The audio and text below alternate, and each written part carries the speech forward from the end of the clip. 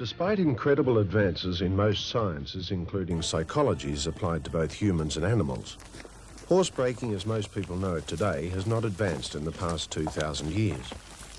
In fact, there is considerable evidence to show that it has declined. In ancient times, the art of riding and training of horses was developed to a high degree by the Greeks, whose methods were based on kind treatment and intuition. The Greek statesman and general Xenophon wrote a book on the subject 400 years before the birth of Christ. Before him, Simon of Athens had produced a detailed analysis of riding, which included a system of horse breaking and training based on a gentle approach and an endeavour to see the horse's point of view.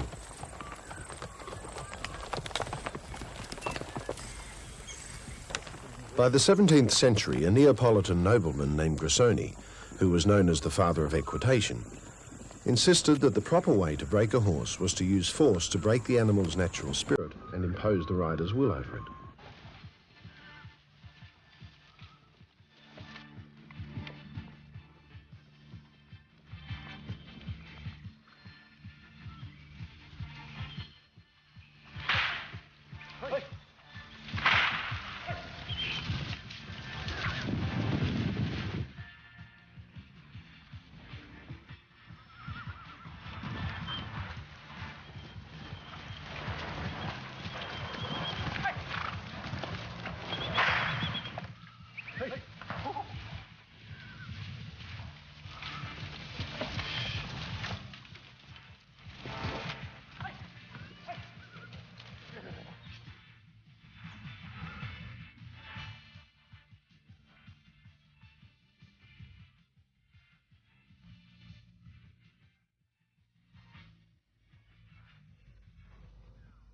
In some ways, it is surprising that the kind and gentle methods which fell by the wayside after the decline of the Greek Empire have been rediscovered and employed with remarkable success by what could easily be considered a most unlikely person, an Australian journalist, Kel Jeffrey, who was a relatively unskilled horseman.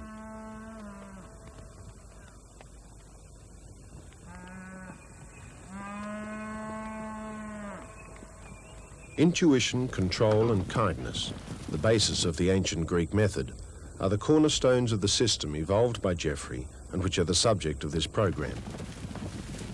Rough breaking methods often result in injury to men and horses, and there is always a percentage of animals spoilt in the process. And as they are creatures of habit, it appears only sensible to work to the rule, prevention is better than cure.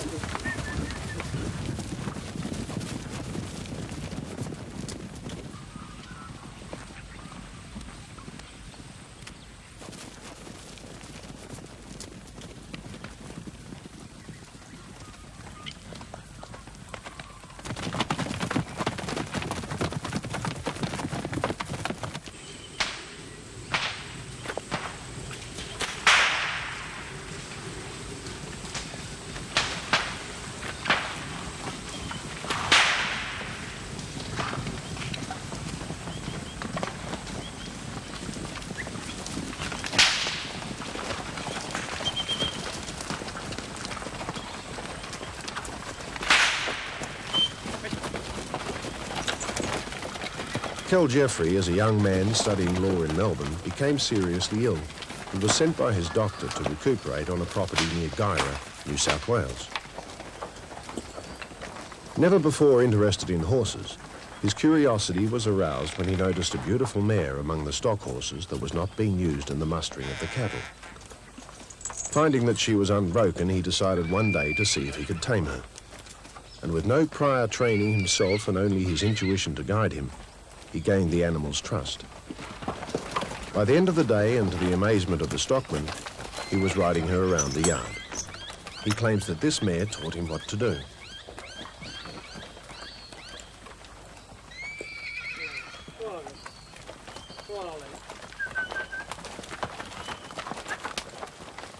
In the ensuing 40 years, Jeffrey gave demonstrations of his technique using horses that were wild and apparently intractable. There is no record of him having failed to gain the confidence of a subject.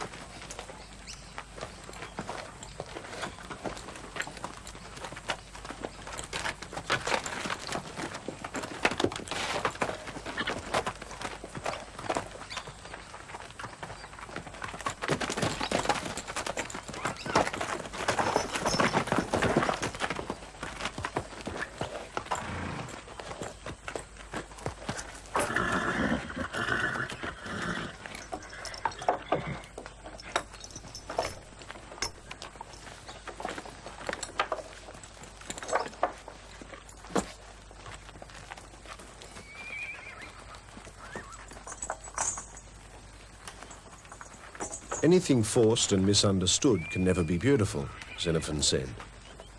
Simon put it another way. If a dancer was forced to dance by whip and spikes, he would be no more beautiful than a horse trained under similar conditions.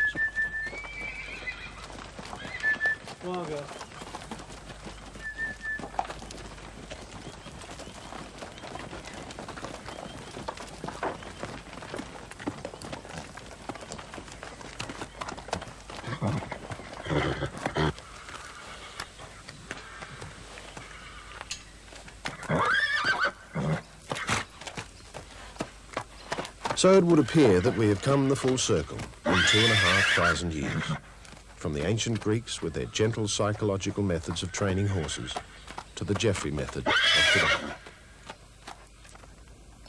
The Jeffrey method has been developed by Mr. Maurice Wright of Deambra near Armidale, and in that time he has written 2 books on the subject. Maurice, when did you first meet Mr. Jeffrey? I met Mr. Jeffrey in 1953 in Gyra when he was giving a demonstration there. And I must say I was pretty sceptical about the whole thing because I considered that I had a system myself that worked very well for me, and I was quite confident that I couldn't better it.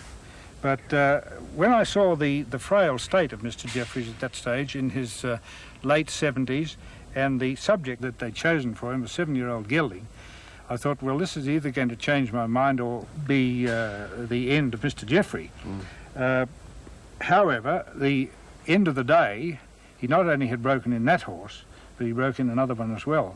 And I completely changed my mind. Then I decided that, although I couldn't understand it, I would have to give it a go. And how have you developed it or changed it since you were first introduced to it? Well, first of all, I was introduced to it by, as I said, by Mr. Jeffrey, but I couldn't see how it would work for me. So what I did was I thought about it and I read some of his articles. And then the next thing that happened to me, I had my hip broken. And during the time that I was convalescent and while I was held up, laid up in bed, I thought about this thing and I thought, well, look, there must be something in it.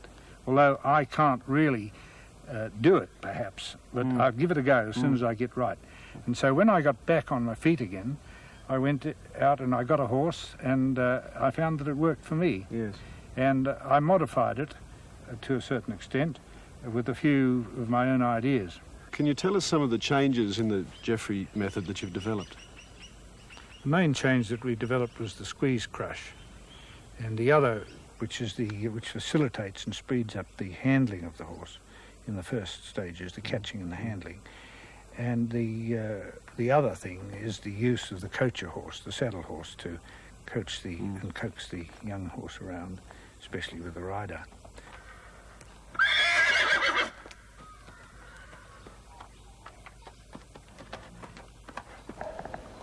Michael is going to demonstrate two methods of attaching the control rope to the horse.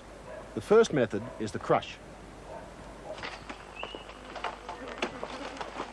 The horse we have chosen for this demonstration is a 2.5-year-old Australian stock horse called Deambrin Ivy. She was born on Deambrin, the property owned and run by my family for over 100 years. We have successfully used the Jeffery method to handle and train our horses for more than 2 decades. The purpose of the squeeze crush is to restrain the horse.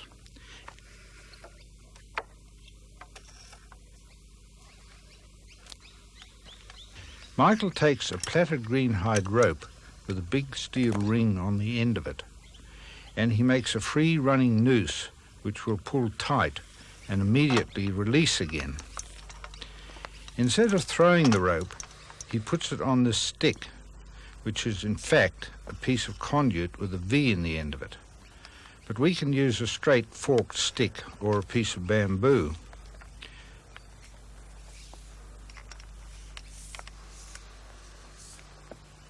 Michael approaches the filly with this rope on the stick, and right from the beginning he starts his advance and retreat technique.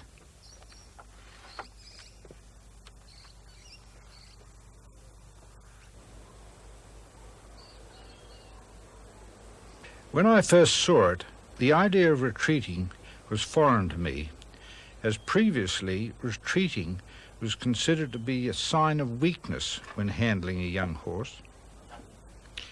It is, however, most essential, and by retreating before the horse did, Michael was able to get the noose over the horse's head and then adjust it in such a way that the noose is well up on the horse's neck. Very important to be in that vulnerable spot, well up behind the ears.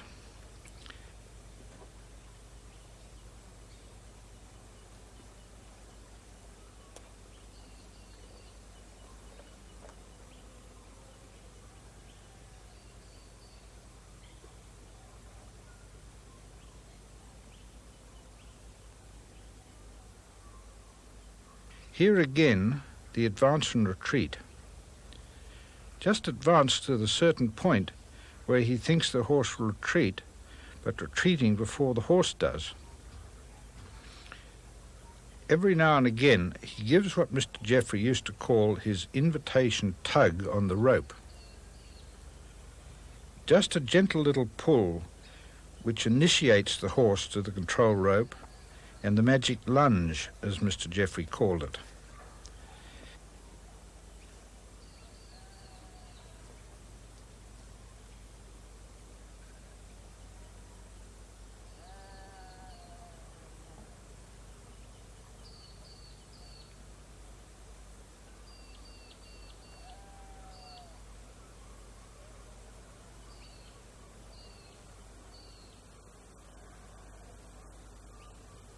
Now Michael advances. Each time he seems to go a little further, and then having gone to the point where the horse is about to retreat, he retreats himself. In this way he becomes more in control of the situation, and the horse realizes that he doesn't mean to hurt it.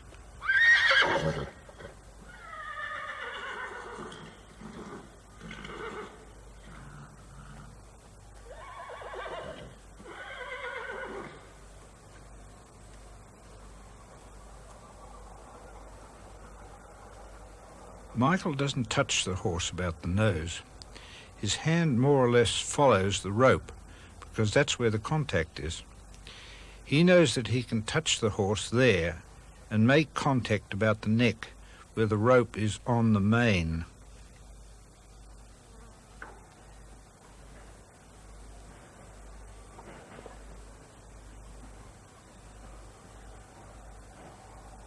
A horse definitely likes to have its main area handled and rubbed. When you see two horses playing in the paddock, they do a lot of nibbling of each other's manes and neck area, which indicates that this is something that is relaxing and therefore a way of getting a message through. We use this quite a lot.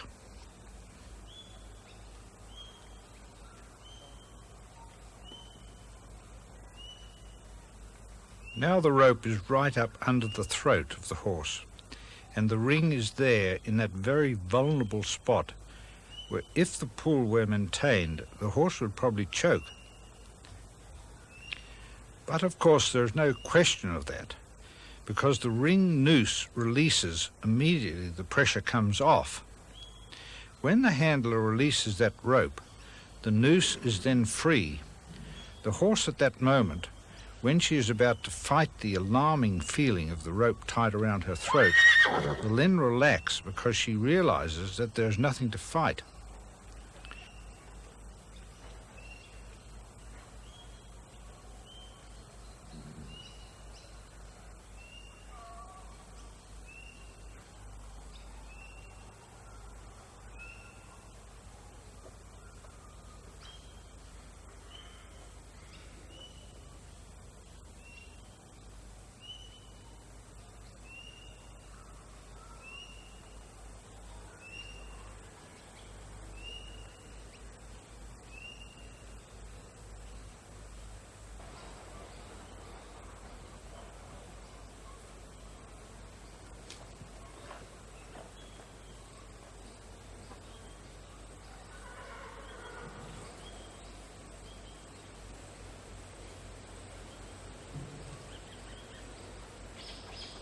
As soon as possible, Michael handles the horse's neck up to the wither on one side, and then he goes over to the other side and handles that. He can tell through the feeling of the horse's skin under his hand whether she is relaxed or not, whether he must retreat or whether he can carry on with his handling. The tension and the feeling that one has of the horse's hide under one's hands will indicate just how far to go and how the horse is reacting to the handling.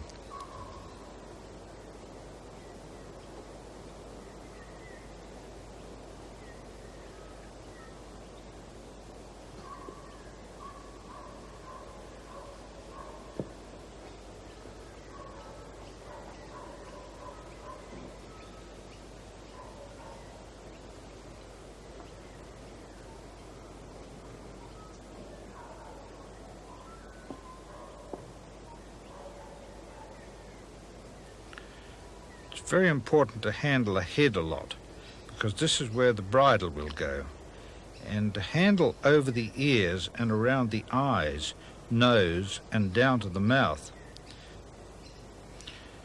That soothing, smooth, rhythmical motion of the handler's hands relaxes the horse.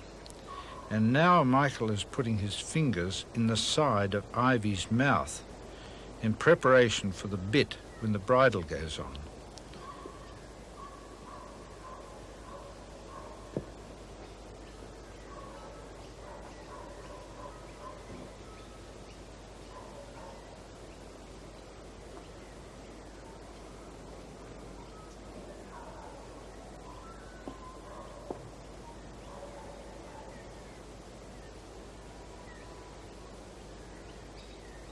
One can't overdo the handling of the ears and the head of the horse, because so often they are sensitive about their ears and some are sensitive about their muzzles. In fact, nearly every horse has a super-sensitive spot, which can mostly be detected early on and therefore must be handled out.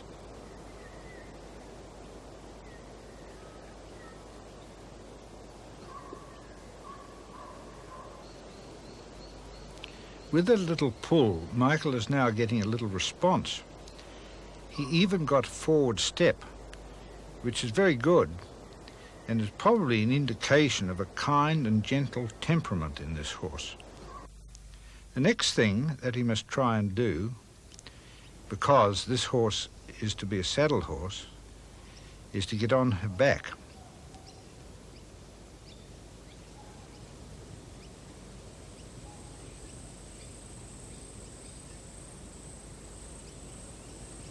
This is where the squeeze gate comes in. He puts one heel on the rung of the gate,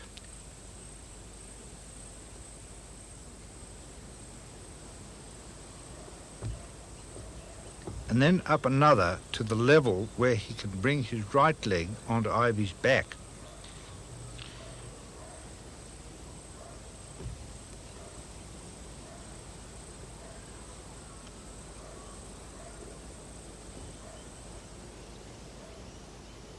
He must advance and retreat, not too far, up again, step by step, and then with knee bent, the right leg is slid across the horse's back. As this is one of the most important phases of the handling technique, it is most essential to repeat the exercise, and because this horse is being handled and trained for saddle, the acceptance of the rider on her back is very important. She must learn to accept the rider sitting on her back and be happy with him.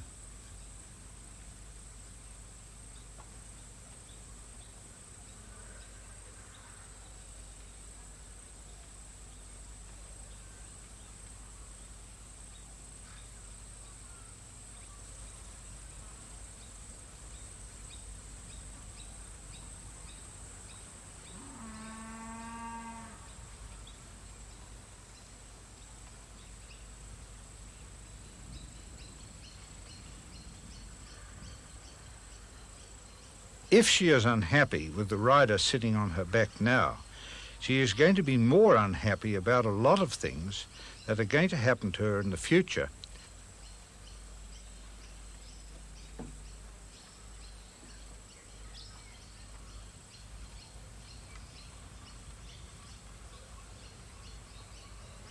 So it is very important to thoroughly consolidate and ensure that all this part is done with the utmost care.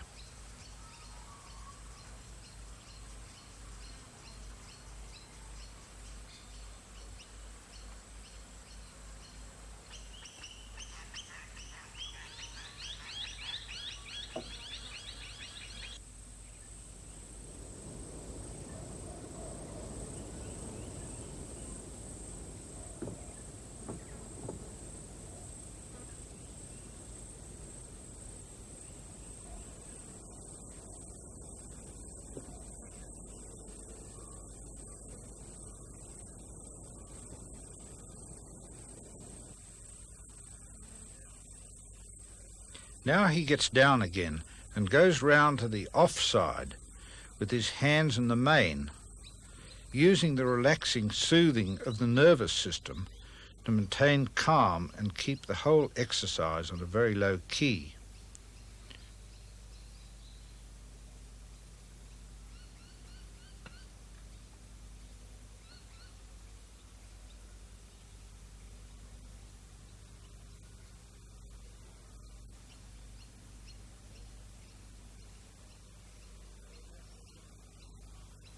No rapid movements on the part of the handler at this stage will be accepted by the young horse, so that smooth and rhythmical motion which Michael has perfected is having a marked effect on the attitude of the horse.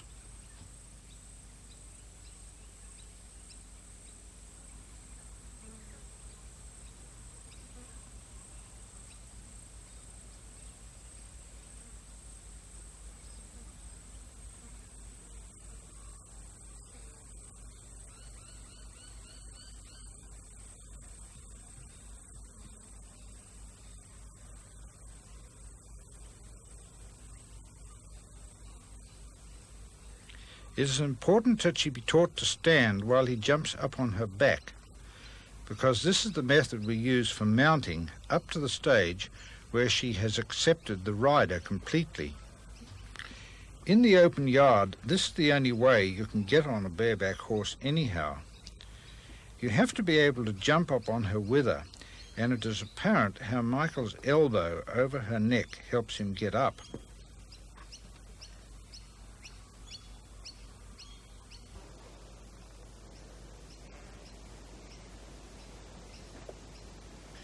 Another important point is the way he holds the rope over his arm in the crook of his elbow.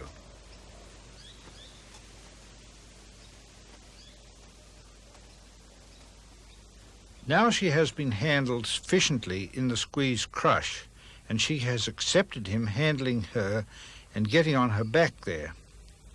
The next thing is to establish his control in the open yard by the use of the rope.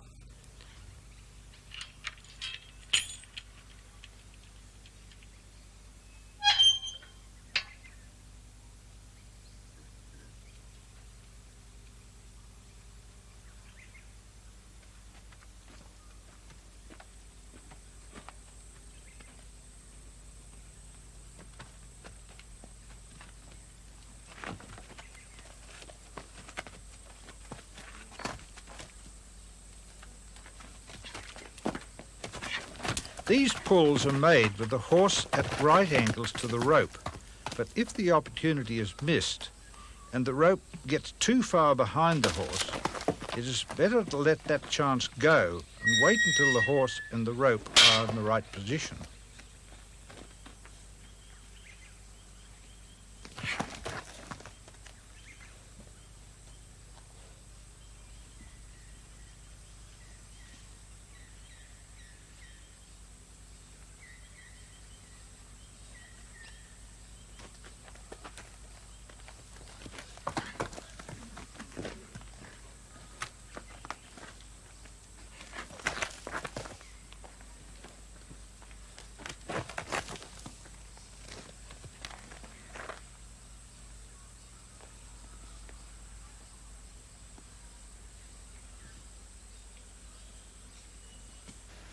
A crush is used for convenience. If a crush isn't available, the control rope can always be attached from a saddle horse.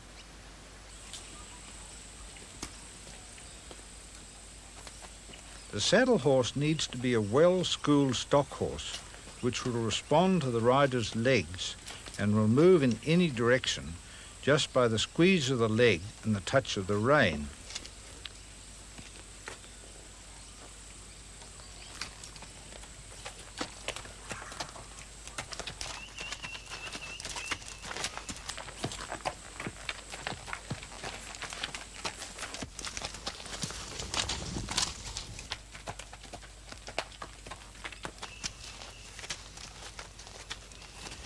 Michael here has got the rope on a short stick.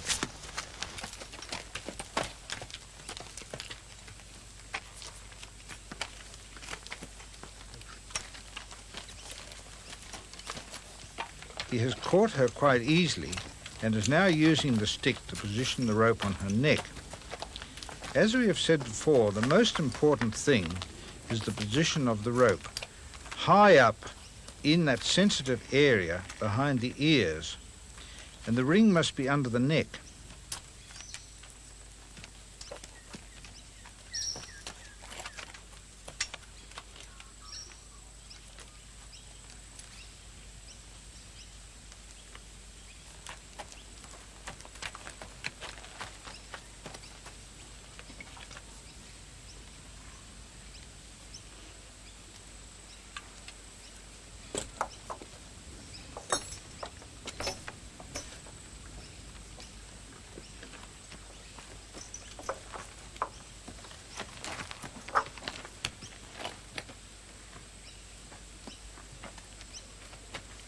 We now go on with further handling and more use of the control rope.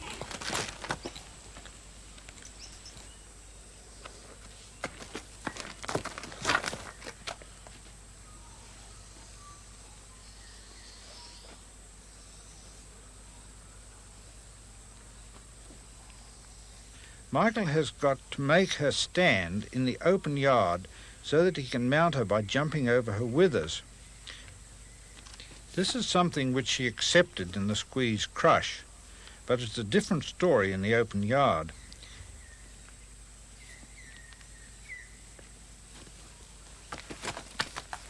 He can stop her with that rope, and as soon as she moves off, he smartly steps to the left and uses the control pull to correct and stop her in her tracks. It seems to change her mind straight away.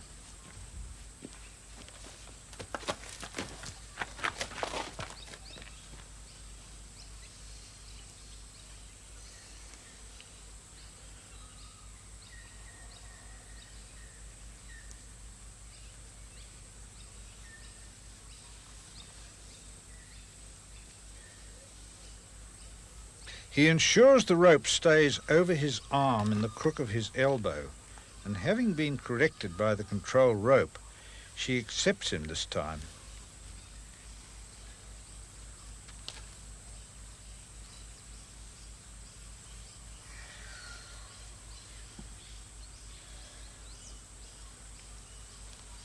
At all times the handler must keep contact through the rope.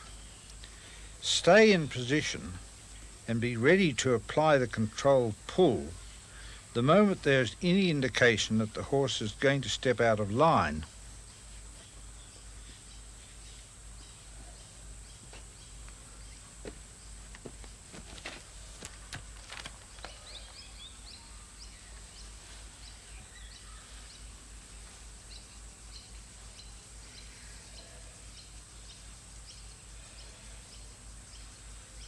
Old Mr. Jeffrey, when I saw him, had great difficulty in mounting a barebacked horse. And in fact, he called for a small oil drum to be brought into the yard, which he used for a step up onto the horse. That was the only way he could get there. At one stage, the drum fell over and rolled under the horse's heels, and he, of course, landed on the ground. But the horse didn't really take much notice, and this was what impressed me very much at the only demonstration I ever saw him give.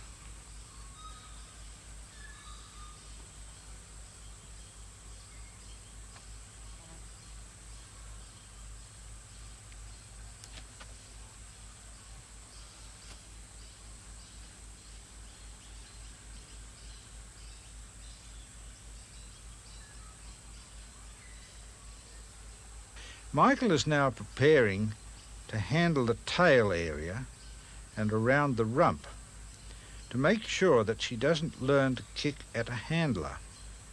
This seldom happens, provided that the handler is doing the right thing.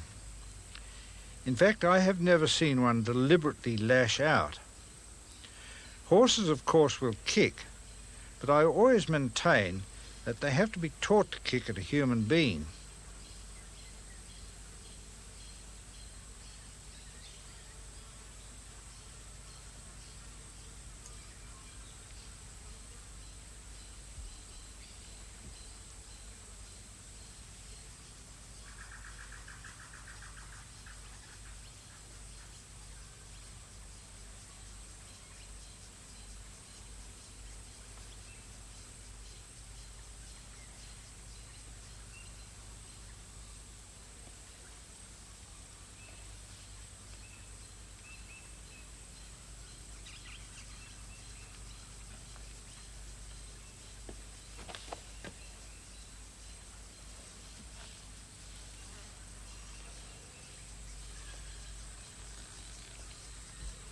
This time he is preparing to slide over her rump. The first time, instead of sliding down her shoulder, he is sliding past her hip.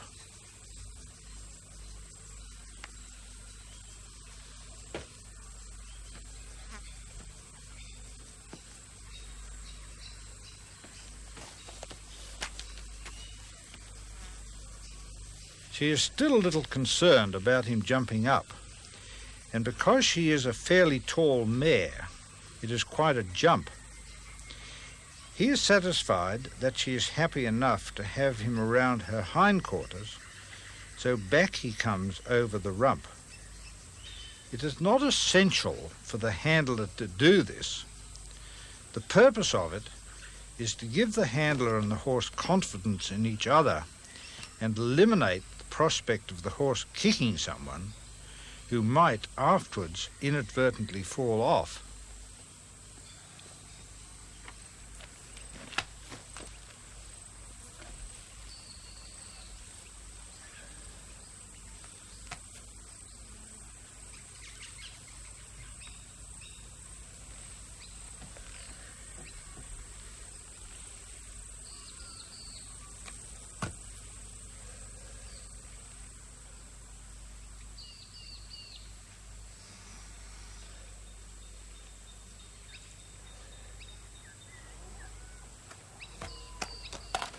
This time, Michael is going to come over the rump and come around on the offside, which is a bit tricky. And he has to watch very closely. But he's happy enough because Ivy can see what he's doing, and providing she is aware of his activities, she is content to let him go ahead.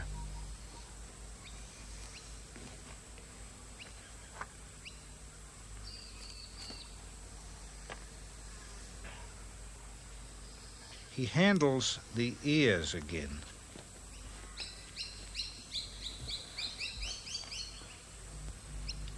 The system we use for picking up the legs again calls for advance and retreat.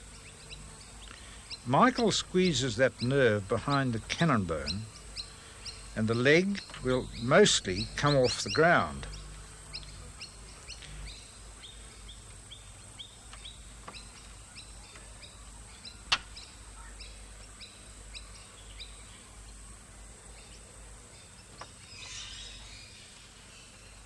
The horse will usually give its leg quite freely, but Michael doesn't hang onto it the first time.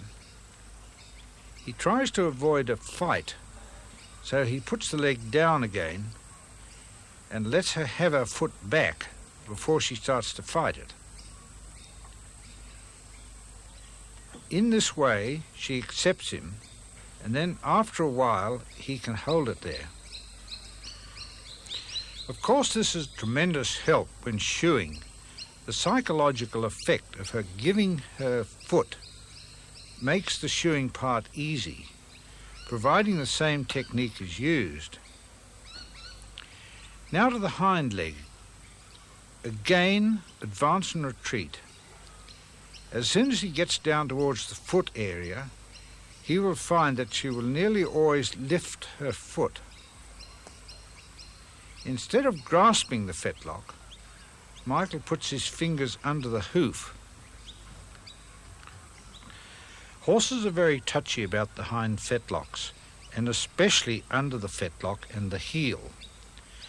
Grabbing that part will nearly always produce a kick. To avoid this, Michael runs his hand down the leg until she picks her foot up and gives her foot to him, and he just holds the hoof. To handle the rest of the leg, one goes from the hoof and works up. This can be done at any time, although it is not usual to handle the legs very thoroughly at this early stage.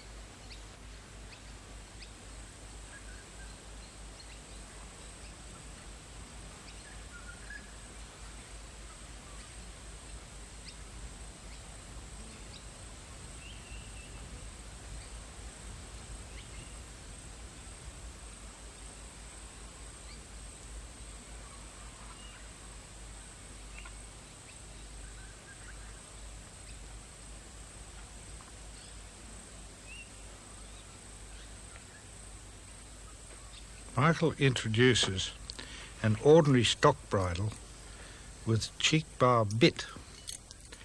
This is a strong bridle similar to those we use on the station. A strong bridle with a comfortable headstall and a throat strap. To put it on, he will advance and retreat again. But of course, Ivy has had so much handling that she accepts the bridle without suspicion. The cheek strap is lengthened so that the bit will come round under her mouth quite easily.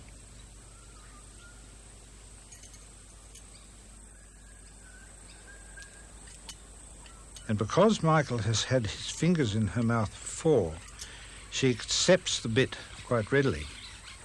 The next thing to do is to tighten up the cheek strap and pull the bit up in her mouth, though it is not necessary to pull it too tight. There are two schools of thought in this regard.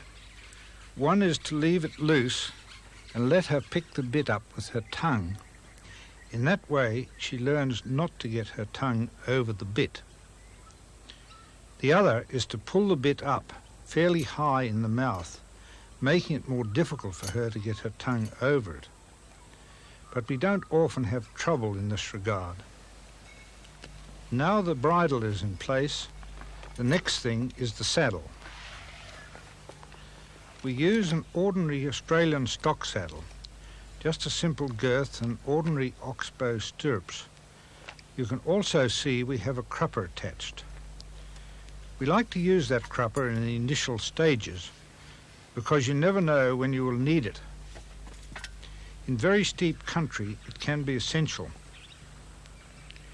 We let her have a smell of the saddle first. She is quite happy to accept the saddle because she has accepted Michael, and therefore she will accept practically anything he likes to do with her.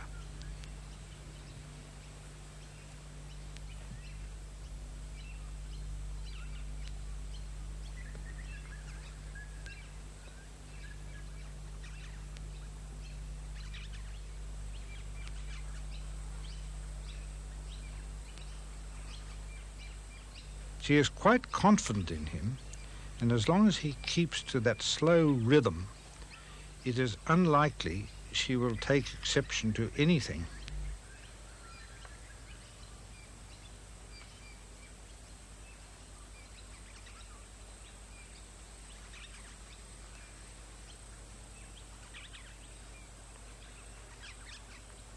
This is where the advantage of the careful initial handling comes in.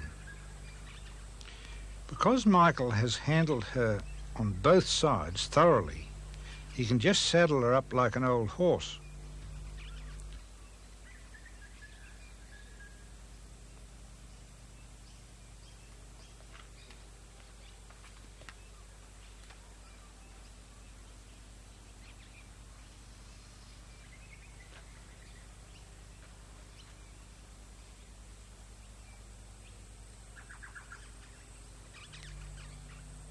It is pretty important to have handled the area around the girth beforehand, and Michael has done this, but he does it again just briefly.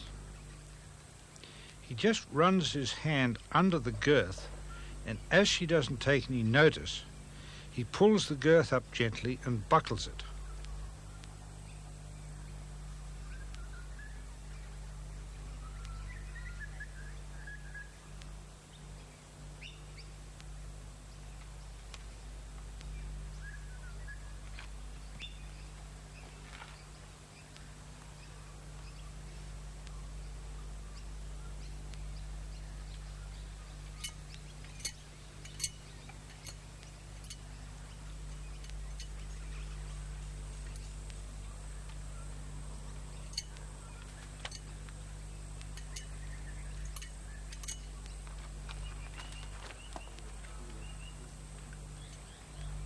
It is important to make sure that this doesn't pinch her, because above all, we do not want her to go off bucking around the yard before the saddle is properly fixed.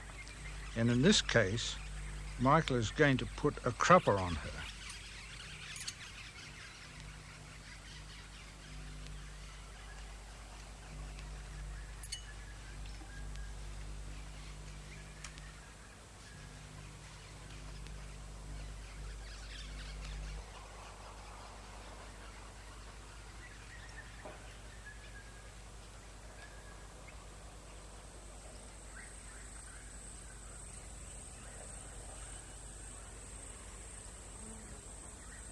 The croup and the tail area have been well handled, so Ivy doesn't object to Michael handling her tail.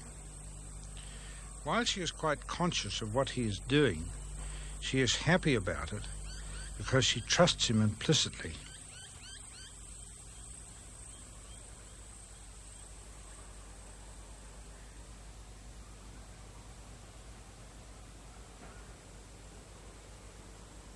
We do not normally use cruppers, but there are occasions when they are needed.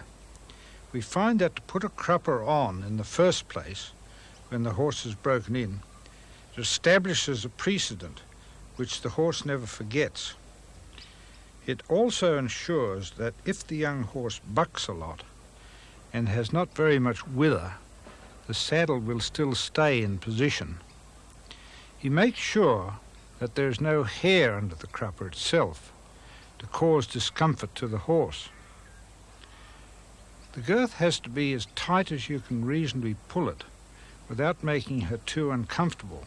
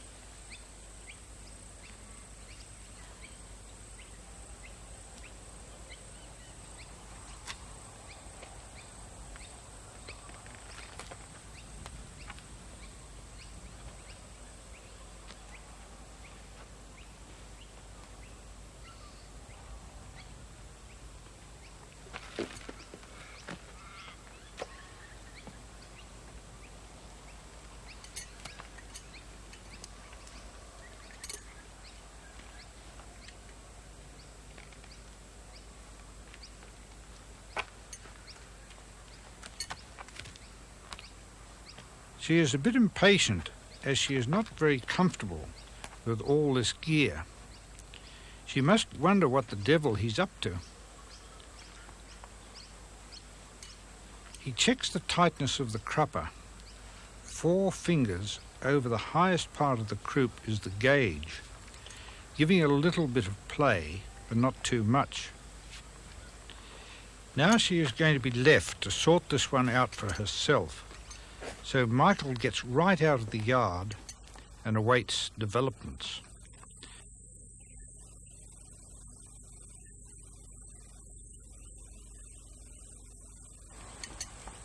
The moment she realizes she's alone in the yard, she panics and starts to buck.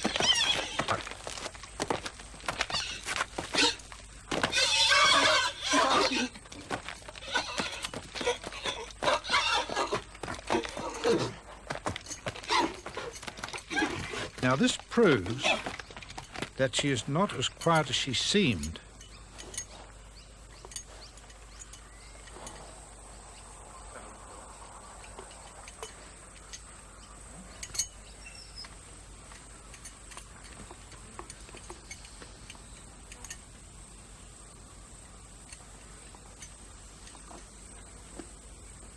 As soon as Michael steps back into the yard and starts another round of controlled pulls to re-establish his authority, we can see his good relationship with her and her absolute confidence in him.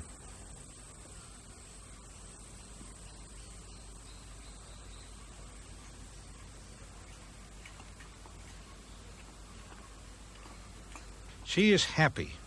Her jaws are moving, and she is again relaxed. He checks the girth again. Everything is all right. Nothing is let go. And so the next thing is to get her moving when he gets on her back. The best way to do this is to have Sean bring in a trained saddle horse. Michael uses the neck rope, and in order to assist in restraint, he puts a strap on, like a noseband, and puts the rope under the chin so that it stops her from running too far forward. He still has use of the rope too. This is partly to give her a leading lesson from the saddle horse, but it is mainly to get her moving freely and quietly with the saddle and the gear on.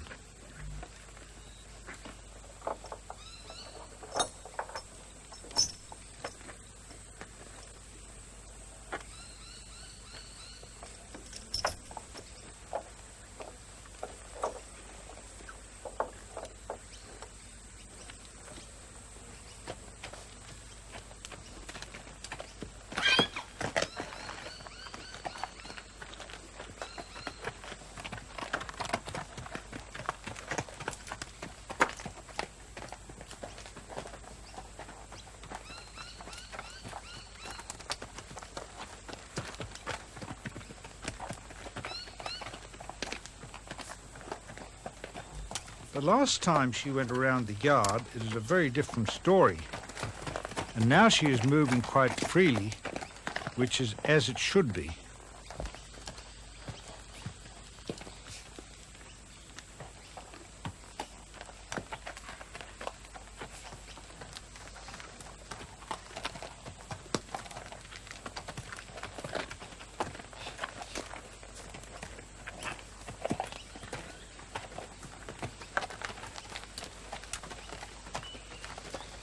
The coacher horse, of course, lends a stabilizing influence, and he assumes the role of teacher when moving her quietly and smoothly round the yard.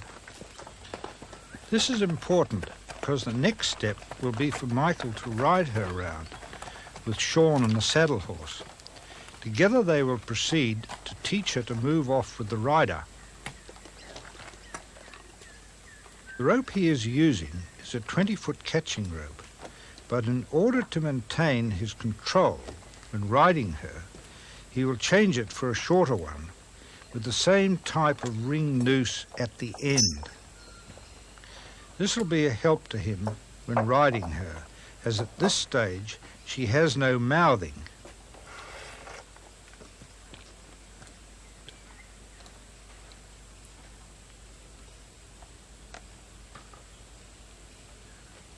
There has been no mouthing done as such, and we do not intend to do any except to use the running rein or market harbourer to position her head.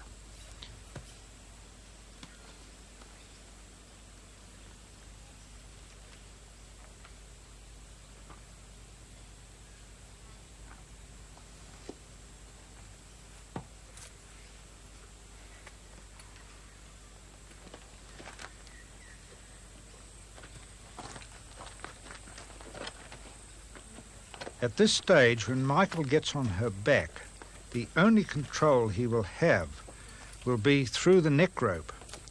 And as has already been seen, he had control with that while on the ground, so he should be able to stop her by pulling it. And also he may be able to turn her a little from the saddle. He takes a pair of clip-on reins, essential at this time, because we don't want reins dangling on the ground, and as soon as they are finished with, the reins should be taken off and hung up on the fence again. Above all, we want to avoid hurting her mouth. Michael gets on in the same way as he did before the saddle went on.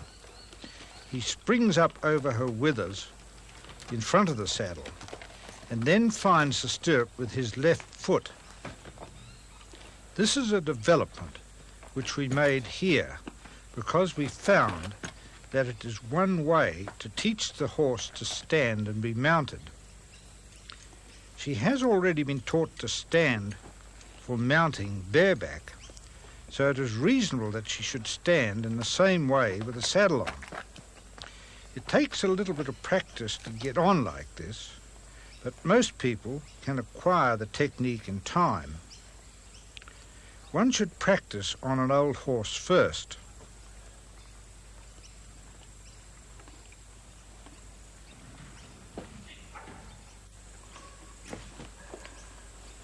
Michael's elbow is up on the horse's mane, and he uses it to pull himself up, and his right hand eases him into the saddle.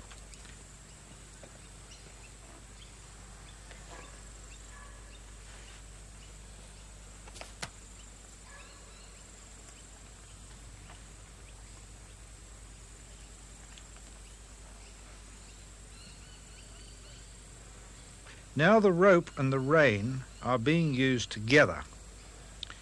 This is the first lesson in mouthing. He can change the rope over to the offside for the pull there, continuing the advance and retreat technique.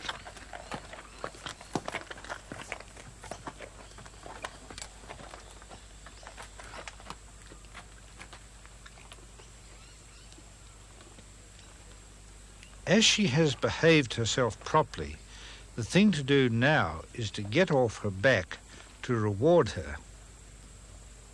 If by some remote chance she should buck with the rider or play up in any way, the rider has two options, either to stay there or jump off and pull the control rope to stop her.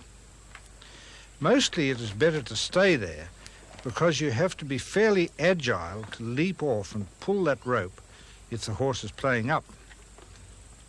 The technique we prefer is to stay there in the saddle until the horse stops and then get off and use the control rope.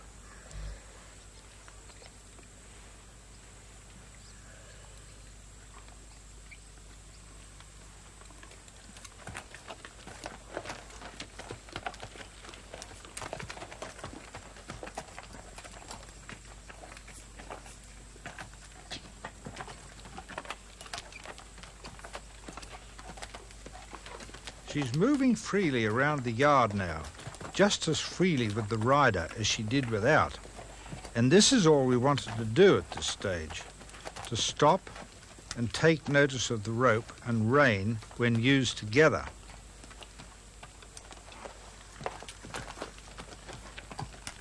If she doesn't stop, the coacher horse should take up his position in front of her.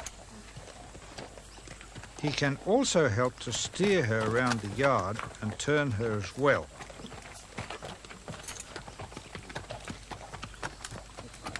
You see, every horse is different.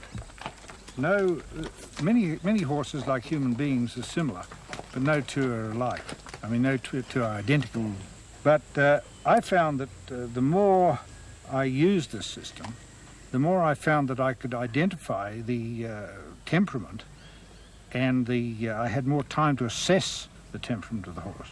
So that's one reason why I think it was successful for us.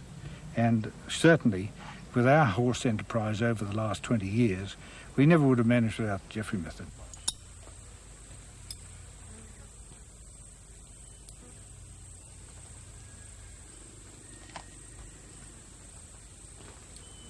Now this is the leading lesson, and she has had an introduction to this through the various pulls that Michael has already given her with the control rope.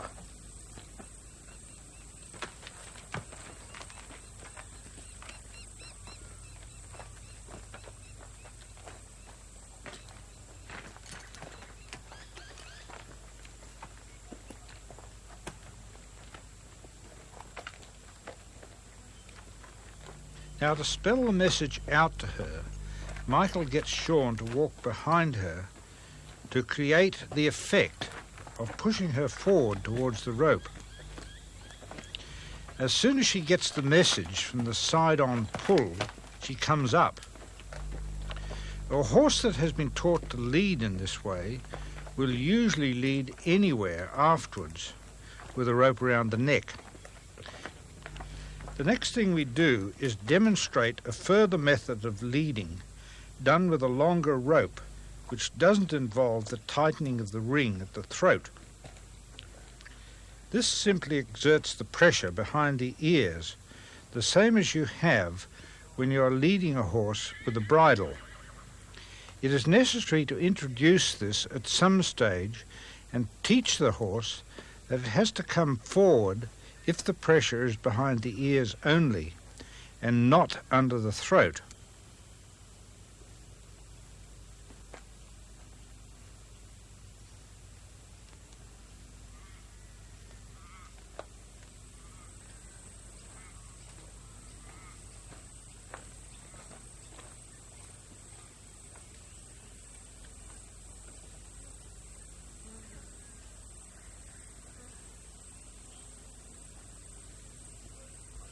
He twists the rope around the neck and pulls her forward.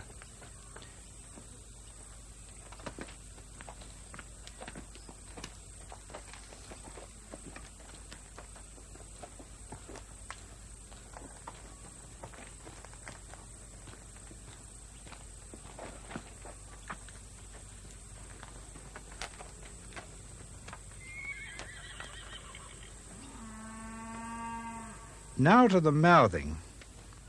When I am asked the question of how we mouth our horses, I generally say that we don't in the true sense of the word. We put the bit in the horse's mouth because this is the most sensitive area, and we try and keep the sensitivity there. Therefore, all we have to do is to try and spell out to the horse the necessity to give at the moment the reins are tightened. When she learns that she gets relief from giving and flexing, she responds. This is all one requires of a saddle horse to begin with. It is most essential that she should flex at the pole to give the right head carriage.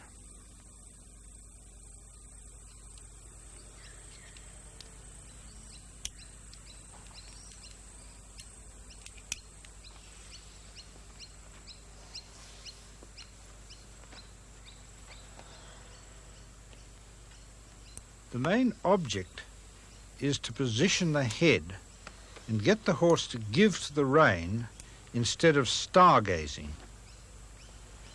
Michael has to spell this out because it's a fairly tricky business.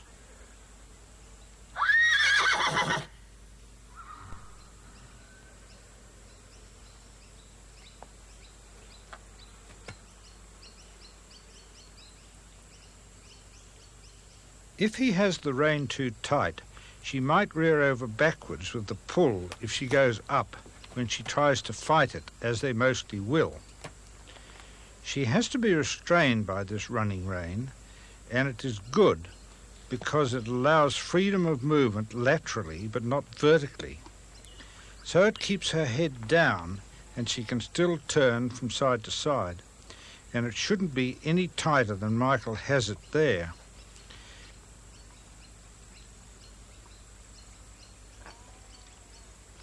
He puts it under the stirrup leather so that there is no way that it can be pulled over the saddle. It is just a split strap with two reins coming off the girth.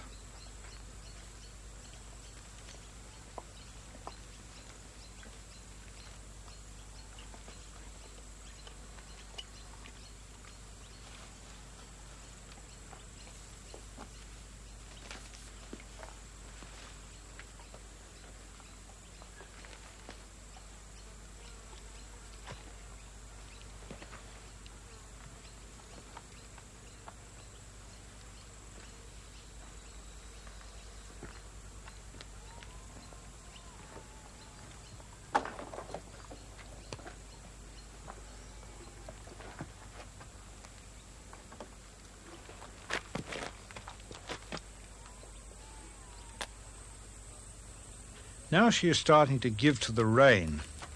She accepts the bit. She is accepting that pressure, which is what we wanted to do, and she is now tending to flex at the pole. The running rein must not be left on too long. It can be put back on at any time during the horse's training.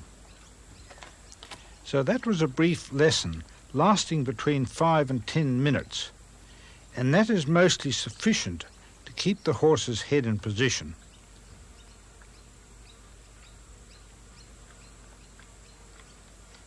And you don't believe in punishing the horse? No, we don't. Well, we do believe in making them uncomfortable, but we don't really call it punishment. Now, the pressure on the rope, of the control rope, is the uncomfortable part. And of course, as soon as it's released, that's the reward. And all training of horses, and all animals as far as I know, is based on what they call punishment and reward, although we don't like using that word, punishment.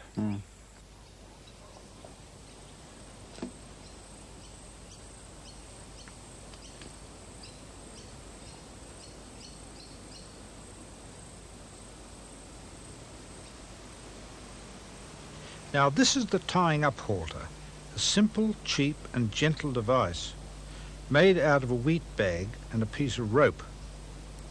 A good strong bag and a good strong rope. The bag is folded and a hole cut in each end of it. The rope is threaded through it, and there it is.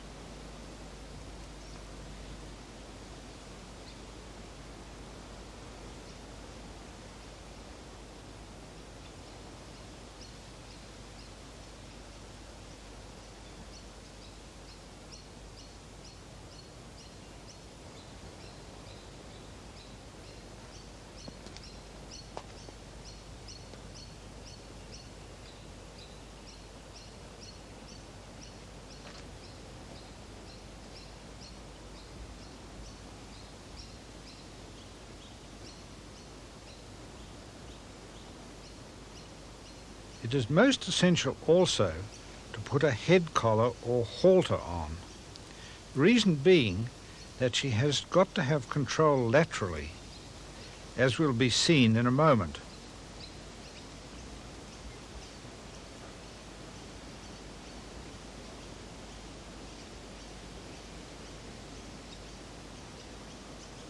She mustn't be allowed to turn around and get back to front with that bag halter on, otherwise she might choke.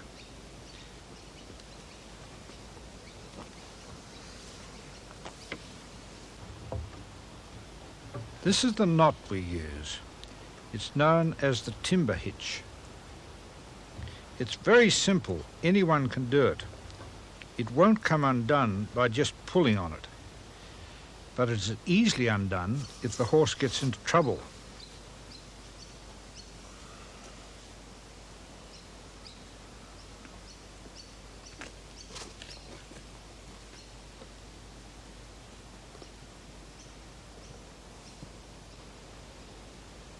There's the timber hitch, and that's about 1.5 meters of rope between Ivy's nose and the fence.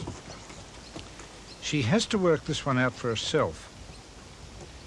This is the other thing that she has to learn without the assistance of Michael. She has to learn that she cannot pull away by just going backwards.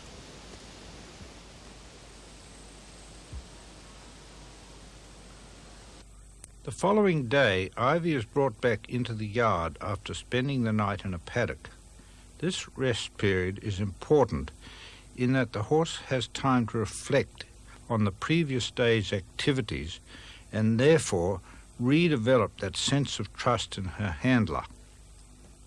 Before continuing with the handling, it's essential to repeat the initial handling process from the first day. Ivy is brought back into the yard with some of her mates and she's drafted off again. This time she stands quietly in the yard and Michael is able to catch her quite easily with the rope. Usually the stick is not needed for catching on the second day. After a few controlled pulls with the rope, Michael handles the horse down again and makes sure she is once more relaxed and confident in him. Michael now repeats the bareback mounting procedure of the previous day. Prior to fitting the bridle, Michael briefly handles around the ears and the mouth. This should ensure the fitting of the bridle without any trouble. The reintroduction of the saddle should present no problems, providing the principles of the advance and retreat method are applied.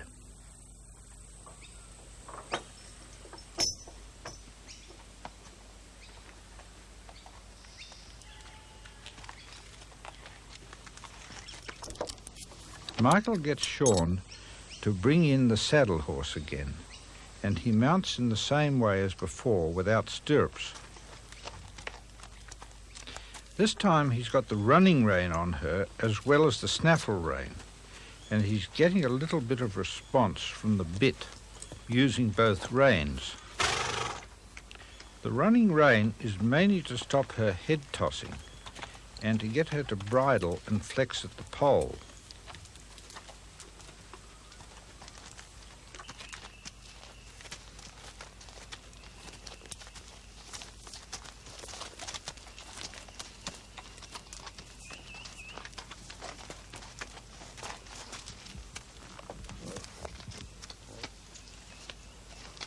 The saddle horse can be used to turn her again, and Michael has now quite a bit of control.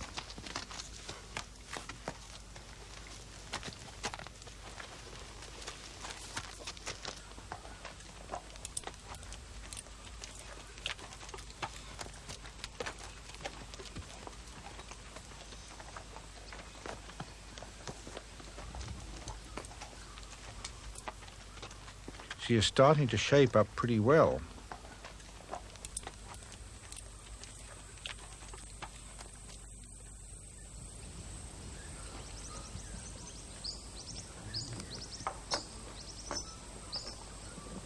He goes out into the bigger yard where there is a bit more space to move around.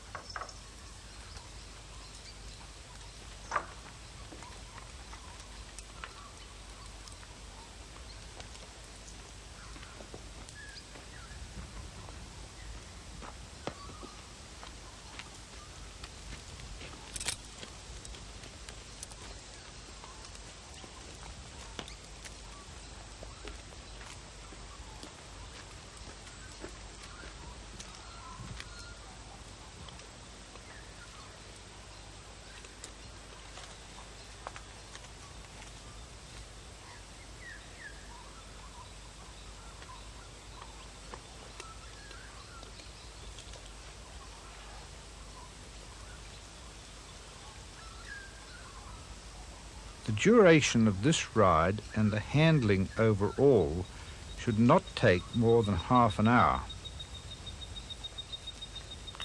The second day and all subsequent days will be comparatively short, and it doesn't seem to matter much if the horse has a few days off. In fact, very often they come back quieter than when they went out because they've had time to think about it all. Unlike old methods, where once you got a horse going, you had to keep him going for fear he went bad, we find the opposite applies with this system, and this is, of course, a great help to people who haven't time to constantly work their young horses. So this is a schooling session, really, and it can be repeated every day or every second day, or even every week. It doesn't seem to matter, until she reaches the stage where she can be taken out and work normally. But it is essential that before she is taken outside the yards, she be given a very thorough grounding in moving, turning and stopping.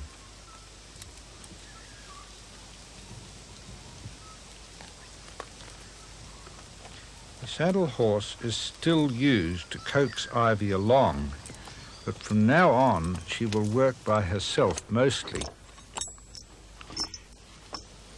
In this program, we really have only shown half the story.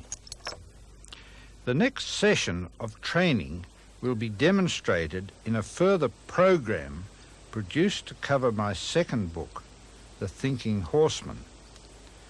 This will further demonstrate the training of the young horse.